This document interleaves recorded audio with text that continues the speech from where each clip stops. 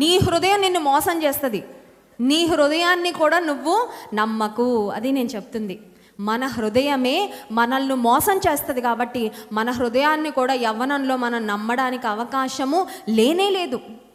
ఒకసారి ఒక యవ్వనస్తుడు ఒక అమ్మాయి దగ్గరకు వచ్చి చెప్పాడంట, నువ్వు నా విషయం ఏం టెన్షన్ పడక్కర్లేదు, చాలా మంచోడు, నేను నిన్ను ఒక అన్న కాపాడినట్టు నేను కాపాడతా, నీ మీద ఎవడి కన్ను పడకుండా చూసే బాధ్యత నాదే, you can be confident about it అని చెప్పాడంట.